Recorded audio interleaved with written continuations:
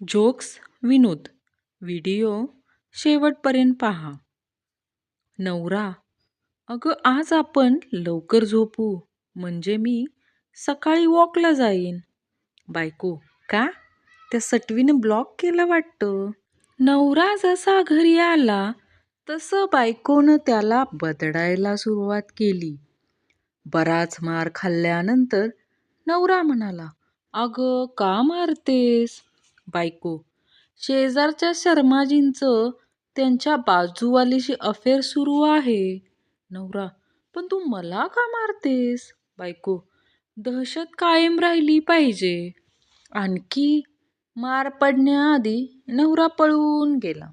एक गृहस्थ वैतागून सलूनमध्ये जातो. तिथल्या खुर्चीवर स्वतःला जवळ टाकूनच देतो आणि केस कापणाऱ्याला सांगतो, भाऊ केस बारीक करा. सलूनवाला: साहेब किती बारीक करू? गृहस्थ: बायकोच्या हातात येणार नाहीत एवढी करा. घरगुती हिंसाचाराच्या प्रकरणावर सुनावणी सुरू असते. आरोपी नवरा न्यायाधीशासमोर गरीब गाईसारखा उभा असतो. न्यायाधीश: तू 10 वर्षापासून तुझ्या बायकोला मारून मुटकून धाकात ठेवलंस, हे खरं आहे का? आरोपी नवरा: साहेब त्याचं असं आहे की. न्यायाधीश: मला स्पष्टीकरण नको, हे सगळं कसं जमवलंस तेवढंच सांग. आरोपी काय समजायचे ते समजला. देव स्वप्नात आला, म्हणाला, तुझे म्हातारपण आले आहे, आता तुला तुझ्या कर्माप्रमाणे आजारपण द्यावे लागेल. पण तुझ्या भक्तीमुळे मी तुला 2 पर्याय देतो. एकतर तुझी स्मरणशक्ती कमी होईल किंवा तुझे हात थरथरतील. मी मित्रांना विचारण्याची परवानगी घेऊन मित्रांना विचारले. त्यांनी एकमताने हात थरथरणे मागण्याचा सल्ला दिला.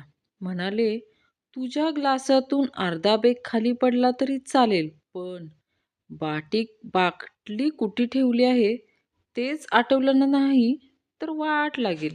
कुणाच्या घरी जायचं म्हणलं तरी अवघड झालंय. शिल्लक राहिलेली दिवाळी जबरदस्ती संपवायला बघतायत. अरे घे, लाजू नको. पक्या: आज मी आनंदी होता होता टेन्शनमध्ये आलो यार. गण्या: काय रे, काय झालं? पक्या: आज मी धुलीवंदनासाठी जुना शर्ट काढला आणि त्यात नेमकी एक 500 रुपयाची नोट सापडली. नवी नव्हे, जुनी. नवरा: मी नाही, तूच उधळपट्टी करतेस मेकअपच्या सामानावर. दरवर्षी 2 किलो लिपस्टिकचा फडशा पाडतेस. बायको: हो का? पण त्यातली अर्ध्यापेक्षा जास्त तुमच्या पोटातच जाते की. नवरा: रोज तीच वांग्याची भाजी. तुला माहीत आहे का, वांगी खाल्ल्यामुळे माणूस पुढच्या जन्मी गाढव होतो.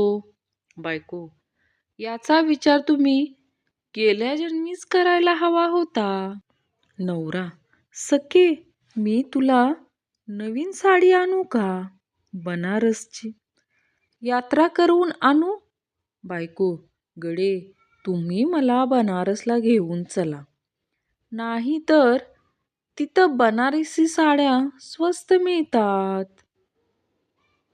नवरा: महागाई, बेकारी, कंटाळलोय मज या गोष्टीला.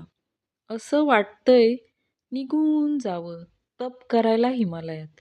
बायको: फालतू कारण शोधू नका पळायला, मग घरातली कामं कोण करणार? मोना: जास्त पिऊ नका, लवकर घरी या. नवरा: तुला कसं कळालं? मी प्यायला आलोय ते. मोना: किचनमधून एक ग्लास चोरीला गेलाय म्हणून म्हटलं. पिंकी शेजारच्या मोनाला म्हणते, माझ्या घरात कशाचीच कमी नाय. मोना पिंकीला म्हणते, अगं ये, तू एकदा डीमार्टला जाऊन ये. मग कळेल तुझ्या घरात काय काय नाही ते. मित्राचा अपघात झाला म्हणून त्याला सगळ्या मित्रांनी हॉस्पिटलमध्ये नेलं. आता अपघात झालेला एकटाच घरी आला आणि बाकीचे हरामी मित्र तिथल्या नर्समुळे अजून घरी नाही आले. बर, मी काय म्हणतो, एखाद्या पोरीच्या मनात घर करायचं तर त्यासाठी किती वाळू, विटा, खडी, सिमेंट कोणी सांगेल का? मित्राचा अपघात झाला म्हणून त्याला सगळ्या मित्रांनी हॉस्पिटलमध्ये नेलं. आता अपघात झालेला एकटाच घरी आला आणि बाकीचे हरामी मित्र तिथल्या नर्समुळे अजून घरी नाही आले. एक कासव गोगलगाईला थप्पड मारून पळून जातं. गोगलगाय पोलीस स्टेशनमध्ये जाते.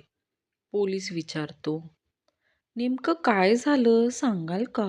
गोगलगाय, सगळी घटना एवढ्या वेगाने घडली की काही कळलंच नाही. आम्ही सैराट होण्या अगोदरच आई वडिलांच्या इच्छेनुसार लग्न केलं. त्यामुळेच आम्हाला आरची नाही तर मिरची मिळाली. सर्व अरेंज मॅरेज वाल्यांना समर्पित. काल नेट बंद होतं म्हणून रात्री 8 वाजता जेवण झाल्यावर लगेच झोप आली. घरच्यांनी उचलून दवाखान्यात नेलं.